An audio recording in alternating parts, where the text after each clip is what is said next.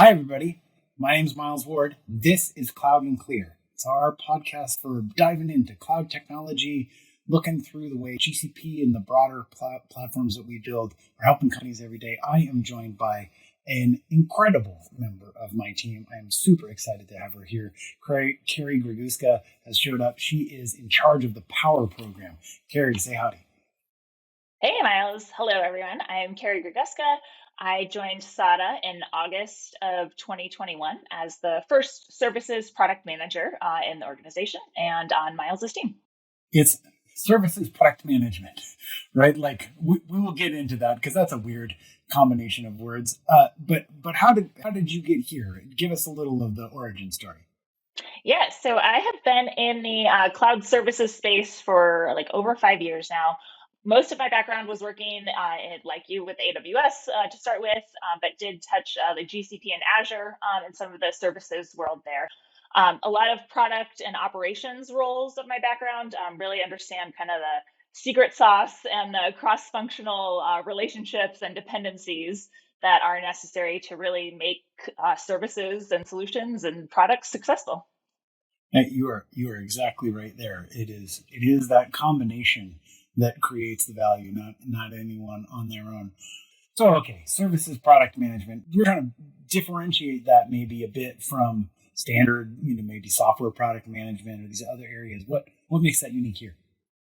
Yeah, so it is a little unique and different that we don't have kind of a software or tool that's backing it. It is like our services and our solutions. And so our definition for service product management is a repeatable solution that more than one customer has asked us for, delivered to multiple customers. So around 20% customizable. So really 80% of it is templates, standards, what we know customers want out of that from that outcome. And then there's demand for it. We know that customers that want it. They are asking us for this. And then most importantly, or what a lot of my day to day revolves around, is our service products are backed by a bill of materials that support the sale and the delivery of the solution. It goes back to that consistency, the standard of it that bill of materials supports. That really is the beating heart of this thing for me, right? If you're a customer and you've seen how many different points of contact you need to get at the expertise that all of these workloads require, helping all of those people be on the same page from the get-go is such a giant step forward in reducing the risk associated with taking all this stuff on. And cloud remains like way too risky. And that bill of materials, Kari, tell me a little more about like kind of the structure there. How does that work? What ingredients do you need for a good solution?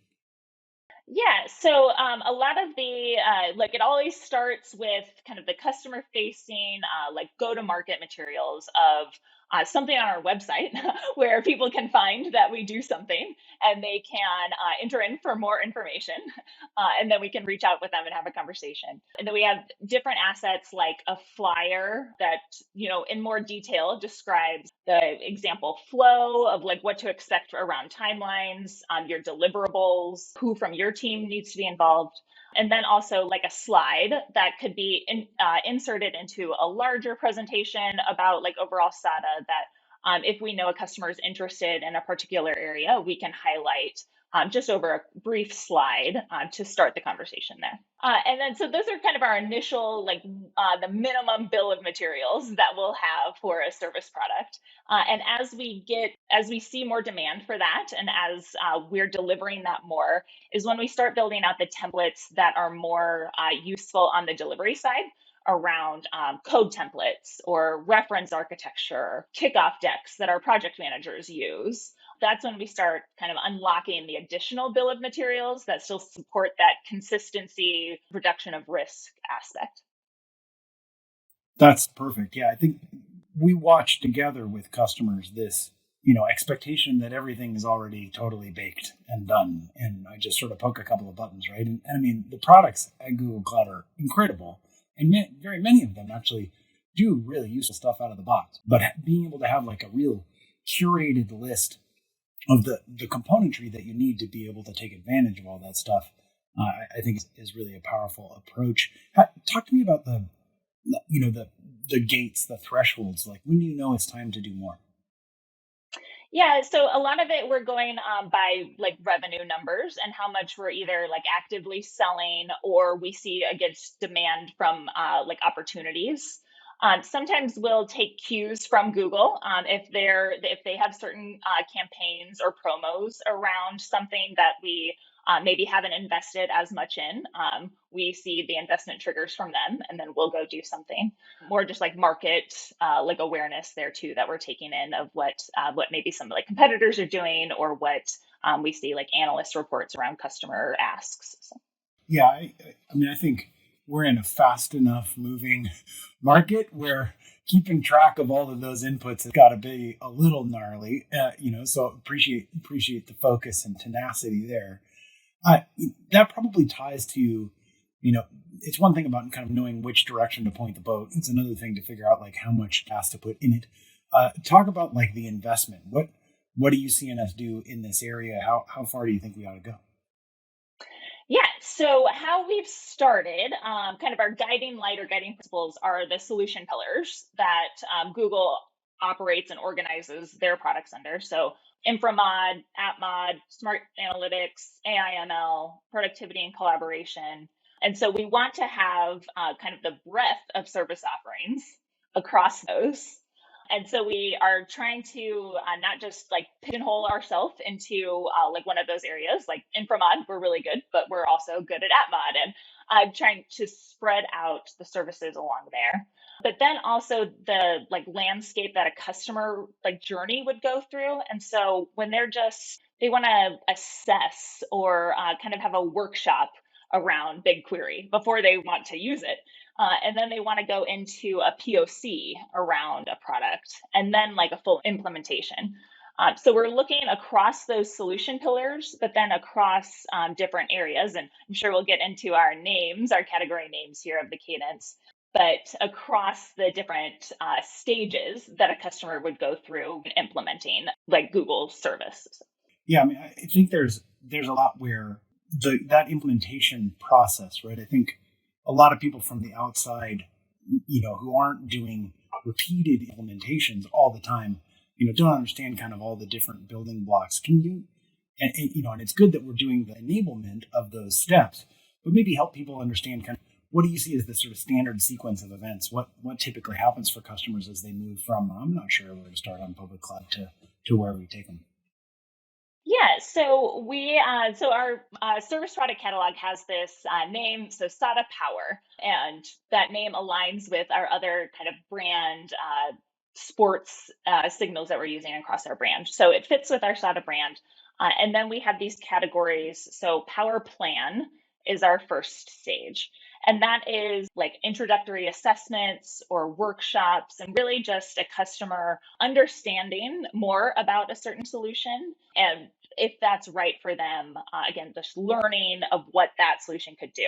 So we start at kind of the Power Plan stage. Then we go into Power Up. And so after kind of an assessment or like an understanding of that solution, the Power Up is your like initial POC or pilot implementation. So not like full scale production ready, but just understanding, testing out that that solution is right for you. So in Power Up. Then we move to Power On. So we are turning on the production environment. We are turning on the production implementation in Power On. And so that is, when your production readiness for that solution happens in our Power On services. And then our final stage is Power Forward, and that is going to be our managed solutions. And so after our professional services teams have done their magic, you go into your managed solution where kind of day in and day out, we have our managed solution experts that are looking for ways to optimize your environment and optimize that production readiness that happened in Power On. If everybody's listening, listen up, because this is the critical part of this whole conversation. It is so hard to get somebody to describe to you what the step after this one is, right? We're not stopping at that. We're saying, look, we have done this now hundreds and hundreds of times, and I'm telling you, after we solve this problem, right after that comes a new class of problems that you didn't expect and that you don't have a clear ability to manage if you haven't already done the first step a whole bunch of times. So by anticipating based on our experience and practice what the follow-on sequence of events for customers is, we're shortening not just the first step, but all of those subsequent steps. And frankly, like the value gets a lot bigger further downstream, right? Like, I worked really hard with the folks at Evernote. They got out of their data centers and onto GCP. Yay. So what, right? Like they shaved a little bit of the cost off. What they moved from was MySQL that was sharded into MySQL that was sharded in GCP. Great, but the real unlock for them was the next step in operations where we moved them off of MySQL onto Spanner. Woof, now their costs fall through the floor, performance goes way up. So Sada is trying to anticipate not just the very next step you need to take, but the ones that come after that are necessarily enabled and unlocked as a result of what you've been made capable of. That's super exciting, Kerry. So there's GCP's parts, but like we work with more companies than that. Right? Companies don't only exclusively buy from Google Cloud. There's all manner of software products that are out there, ISVs, SaaS businesses. How do our solutions work together with those? Yeah, and so that's a big thing that we've done already in the first releases for our service products is with our alliance partners. We bring their solution into our service product family. And so we work with our alliance partners, our ISVs, and there's sometimes combinations where Sada is the one implementing the partner's solution, or we are just making the introduction. We are connecting them to the partner, our customers to the partner that meets what they're looking for. And so that is also, besides those solution pillars and kind of the stages or even customer segments, we're also looking at those like alliance partners that we have and helping build out their service products to the like maturity or with up to our standards that are in our catalog.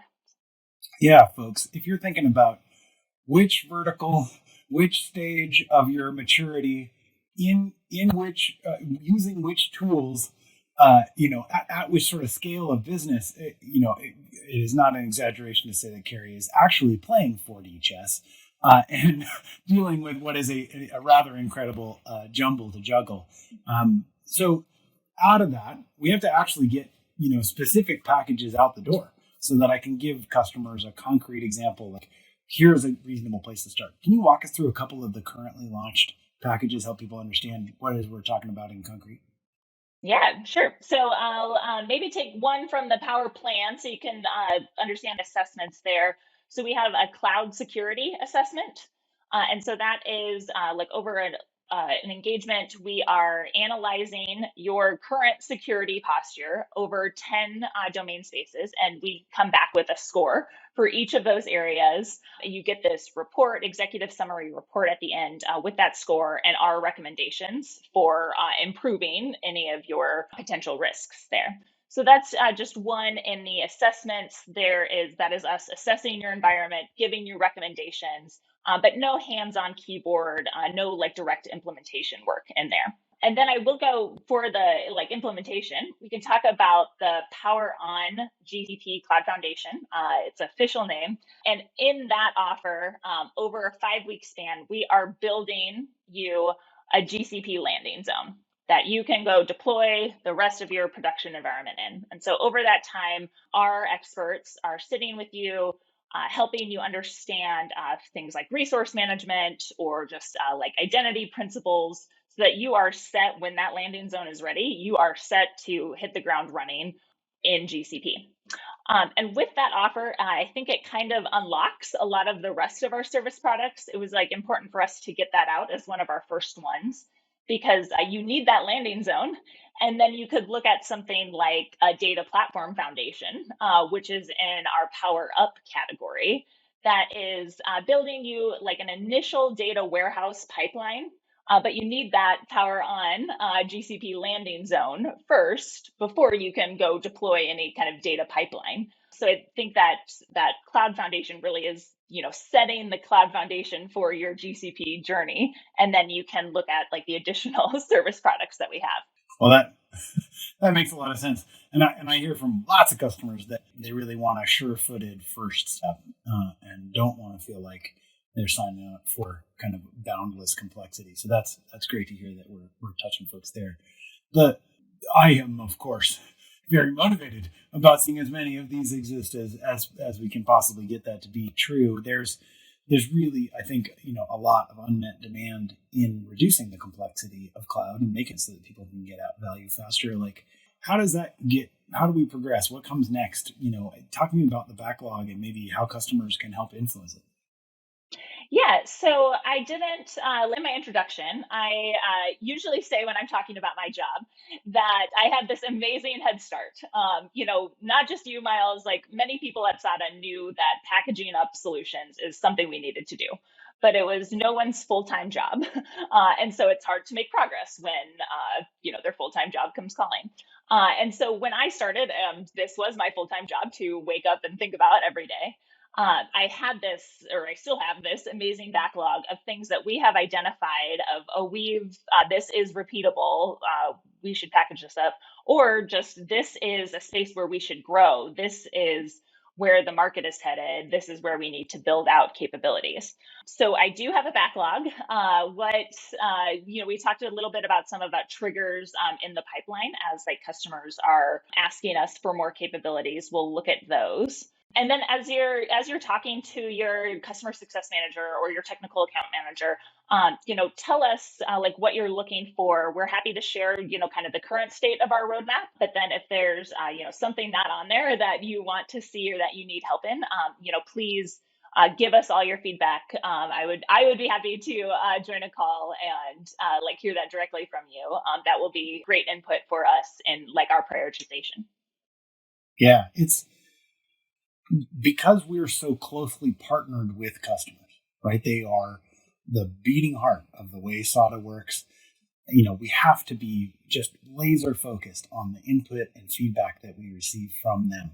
And many of the offers that currently exist are the direct result of just hearing the same question from new customer after new customer going, I've got to have a quicker path than just utterly custom. Now, Sada is quite good, actually. Like, startlingly good when no one has ever done it before. And it's totally path-breaking and totally complicated. And there's a unique set of skills that we have invested in to be able to be the first.